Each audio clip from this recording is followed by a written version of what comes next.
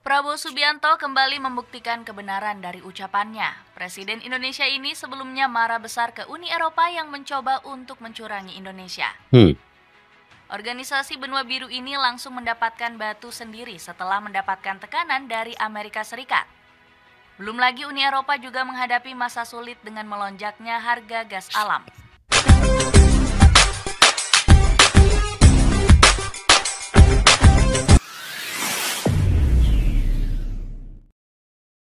Assalamualaikum dan salam persaudaraan. Selamat bertemu kembali guys di channel Askalani Studio. Apa kabar semua? Semoga dalam keadaan sehat walafiat, sentiasa dimurahkan rezeki, diberikan juga kesuksesan dalam apa jua yang kalian usahakan. Oke guys, hari ini saya ingin mereaksi lagi terkait dengan Pak Prabowo. Bagaimana dunia dibuat heboh. Uni Eropa kini masalah besar akibat remehkan kemarahan Prabowo. Jadi ini yang saya ingin reaksi video pada kali ini. Kenapa guys?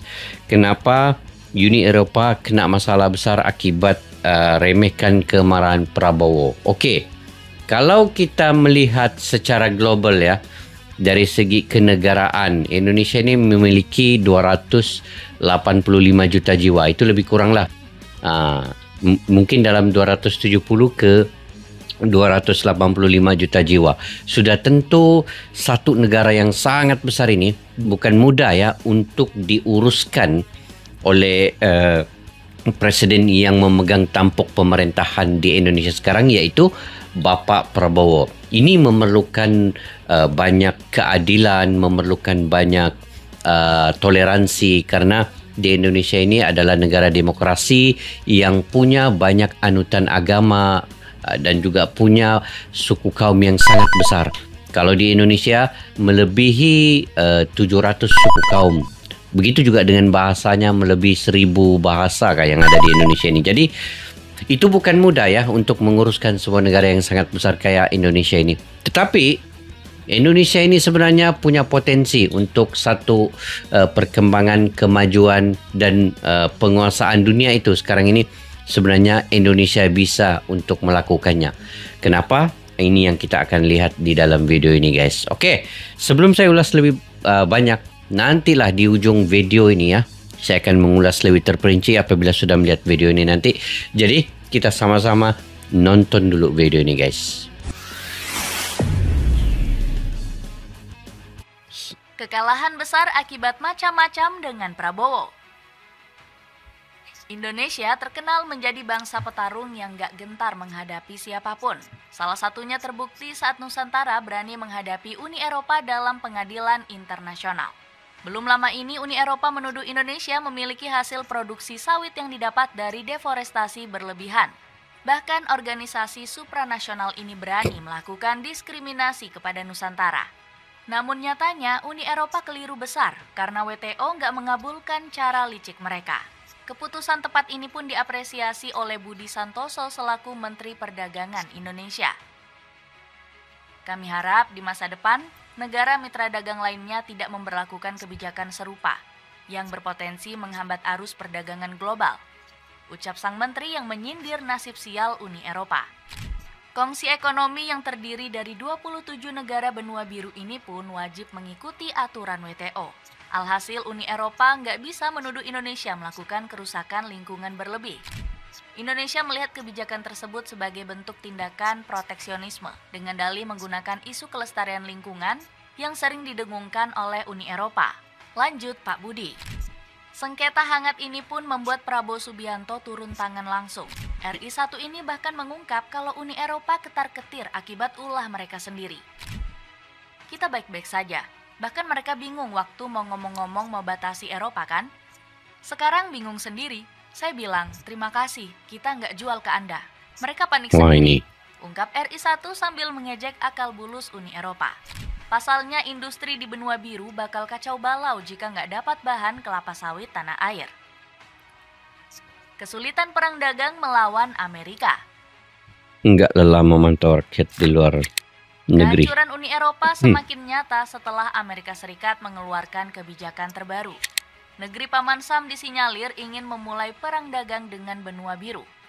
Hal tersebut dikonfirmasi langsung oleh Donald Trump selaku Presiden Amerika. Hari ini saya menyederhanakan tarif kami atas baja dan aluminium, sehingga semua orang bisa memahami dengan jelas apa artinya.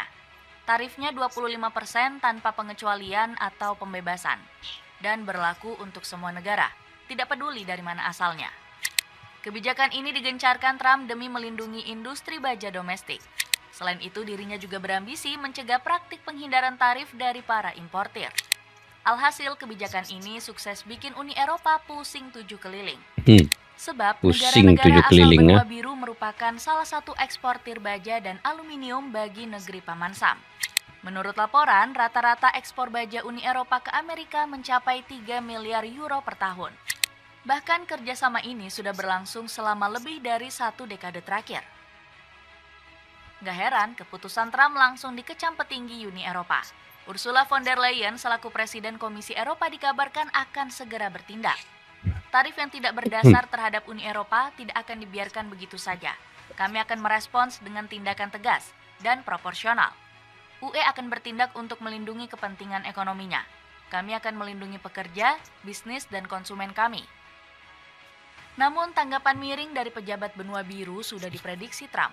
Bahkan dirinya mengaku sudah menyiapkan serangan kedua untuk membungkam Uni Eropa. Jika mereka menaikkan sedikit, maka kami juga akan menaikkannya secara otomatis. Jadi saya rasa itu akan membantu mereka dengan melakukan pembalasan. Kecam Trump, panik dengan kebijakan global. Keputusan Amerika Serikat untuk menaikkan tarif impor langsung bikin Uni Eropa kalang kabut. Bahkan Komisi Eropa mengancam pihaknya akan melakukan serangan balik. Nggak cukup sampai di situ, ex-wakil Sekjen PBB, Fabrizio Hochschild juga menyampaikan kekhawatirannya jika kebijakan tarif ini akan mengganggu stabilitas ekonomi. Sejarah menunjukkan bahwa tarif unilateral seringkali memicu kebijakan balasan, mengganggu rantai pasokan dan merusak stabilitas ekonomi, ujar Hochschild. Kekhawatiran tersebut berdasarkan pada sejarah pada Amerika Serikat menetapkan tarif impor baja pada tahun 2002. Pasalnya saat itu benua biru langsung kewalahan dengan tingkat produksi mereka. Oke, sekarang ini sebenarnya yang bergantung dengan bahan-bahan mentah ini kebanyakannya adalah negara-negara Eropa. Mereka ini sekarang yang macam kucar-kacir lah.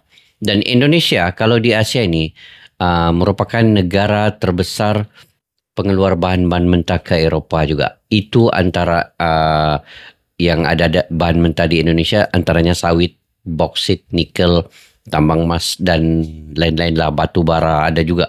Jadi bila masa pemerintahan Bapak Jokowi itu dihentikan serta-merta, maka Uni Eropa ini pusing guys. Mereka mencari kawan baru untuk mengambil bahan-bahan mentah ini.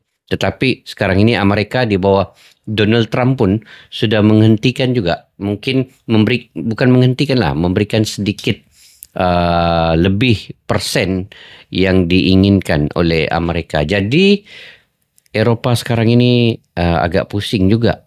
Tapi Indonesia ini kalau pun tidak dibekalkan oleh Eropa dari segi material ataupun bahan-bahan yang jadi yang lainnya, itu saya fikir tidak terlalu mengganggu ekonomi di Indonesia, karena Indonesia punya ekonomi ini sebenarnya kuat kalau bahan-bahan mentah ini dihasilkan barang jadi di Indonesia sendiri. Sekarang ini Amerika dan Eropa pula ini guys, kita tengok macam mana kejadiannya. Eropa juga semakin menjadi-jadi setelah dikabarkan akan menghadapi musim dingin tanpa kehangatan. Pasalnya harga gas alam di benua biru mendapatkan kenaikan besar-besaran. Menurut data Intercontinental Amerika kasih tinggi harga. Gas alam Eropa naik lebih dari 4% senilai $620 per 1000 meter kubiknya. Artinya, ini menjadi harga tertinggi sejak Februari 2023. Usut punya usut, ternyata masalah ini terjadi akibat pemutusan kontrak dari Ukraina. Volodymyr Zelensky menyebut penghentian ini bertujuan menghilangkan pendapatan energi Moskow. Ketika Putin berkuasa di Rusia, gas tahunan yang dipompa melalui Ukraina ke Eropa mencapai lebih dari 130 miliar meter kubik. Saat ini transit gas Rusia adalah nol. Ini adalah salah satu kekalahan terbesar Moskow, ujar Presiden begitu. Ukraina tersebut. Alhasil keputusan tersebut membuat cadangan gas alam milik Uni Eropa semakin menipis. Saat ini forum benua biru tersebut hanya memiliki persediaan sebanyak 49%. Tanggapan media asing.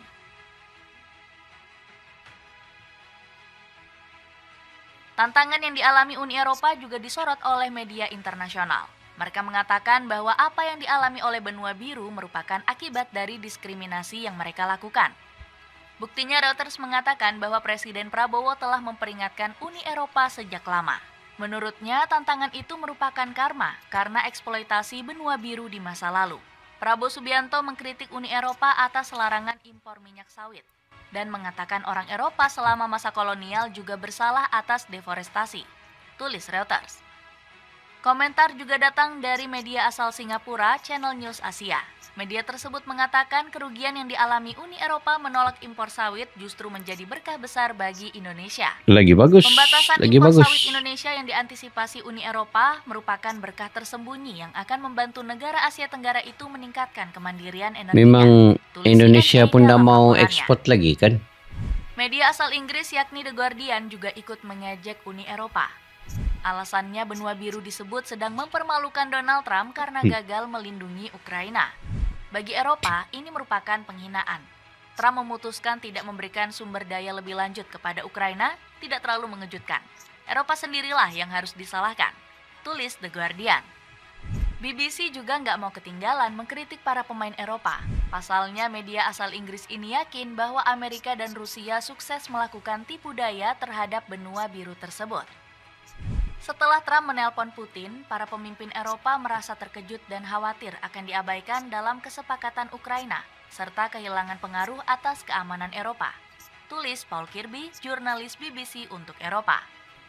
Jadi begitulah cerita Uni Eropa yang sedang terpuruk akibat ulahnya sendiri. Gimana pendapatmu? Ada komentar tentang cerita tadi? Oke guys, terkait dengan perkembangan ekonomi antara Indonesia, kemudian Eropa dan juga Amerika. Kita fokus kepada Indonesia sajalah. Indonesia ini walaupun dia tidak terlalu berhubungan ataupun menjalinkan koneksi dengan sama ada Amerika ataupun Uni Eropa. Sebenarnya Indonesia ini memiliki potensi besar ya untuk kekuatan ekonomi globalnya, untuk menguasai dunia juga. Karena semua bahan-bahan mentah itu ada di Indonesia. Dan Indonesia sekarang ini sebelum Pak Prabowo lah, Pak Jokowi kan menjadi ketua G20. Itu salah satu daripada perkembangan yang bagus untuk Indonesia apabila forum perbincangan ekonomi global itu Indonesia yang mengetuainya. Jadi salah satu daripada signifikan kepada ketua forum ekonomi ini adalah Indonesia bisa mendapatkan investor daripada luar datang ke Indonesia sendiri untuk melabur, dan ini sebenarnya sangat bagus untuk negara itu.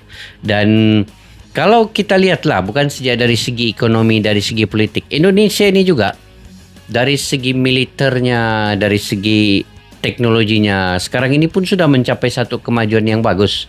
Macam contohlah militer atau pertahanan Indonesia ini. Mereka kalau di dunia ini di ranking yang ke-15 terkuat ya, militer Indonesia ini. Dan mereka punya teknologi pesawat-pesawat ini ada yang buatan anak bangsa Indonesia sendiri. Melalui PT Pindad dan juga beberapa dia punya PT yang membina struktur ataupun membina teknologi pesawat-pesawat ini. Sebab itu Malaysia adalah antara salah satu yang membeli helikopter buatan anak bangsa Indonesia. Ada juga pesawat Indonesia dibeli oleh Malaysia. Jadi dari segi kekuatan militer, kekuatan ekonomi dan teknologi yang ada di Indonesia ini, cuma negara luar tidak berapa tahu kekuatan Indonesia itu. Tidak berapa nampak ya kalau secara mata kasarnya. Tetapi di dalam Indonesia sendiri, orang-orang yang terdekat, yang orang-orang belajar, yang berpengetahuan, yang tahu ekonomi Indonesia, militernya, teknologinya, sebenarnya Indonesia sudah mampu untuk berdiri di kaki sendiri. Sebab itu Bapak Jokowi ini guys, dia mengumumkan untuk menghentikan ekspor ke negara-negara Eropa itu karena dia mengetahui bahwa Indonesia ini sudah mampu berdikari sendiri. Nah, itu yang diteruskan oleh Pak Prabowo ini. Karena hilirisasi yang dilakukan Indonesia kini itu sangat baik untuk rakyat Indonesia. Rakyat Indonesia akan punya peluang jutaan pekerjaan nanti yang akan terbina sekiranya ke semua hala tuju Indonesia ini dapat direalisasikan oleh Pak Prabowo. Contohnya hilirisasi, membina pabrik-pabrik yang besar di Indonesia kayak China lah. China bagaimana dia boleh menguasai dunia? Karena China mempunyai kemampuan teknologi dan juga bahan-bahan mentah mereka sendiri itu digunakan sepenuhnya untuk mereka membina barang jadi di China. Sebab itu China ni apa saja keluaran yang terbaru di Eropah, contohlah beg, mobil, China pun akan buat. Dia macam kopi. Dia macam kopi daripada buatan-buatan yang original. Tapi branded. Dia mampu menghasilkan kualiti yang sangat baik. Jadi Indonesia pun, kalau saya punya pendapat, pandangan di 5 ke 10 tahun akan datang, Indonesia mampu kayak China ini, iaitu menguasai dunia dalam bidang ekonomi ini. Jadi banyak lagi guys yang kalau kita bahaskan terkait dengan ekonomi di Indonesia ini. Tetapi mungkin kalian punya pandangan pendapat sendiri guys. Kalian boleh komentar ya di ruang kolom di bawah untuk berkongsi pandangan positif daripada kalian juga. Oke, sampai kita jumpa lagi di video yang akan datang. Assalamualaikum warahmatullahi wabarakatuh. Bye-bye. Askalana Studio untuk kita channel yang bereaksi tentang apapun yang ada di Indonesia, channel YouTube dari Malaysia di Askalani Studio. Jika mau tahu tentang Indonesia, ayo like and subscribe channel kami Askalani Studio.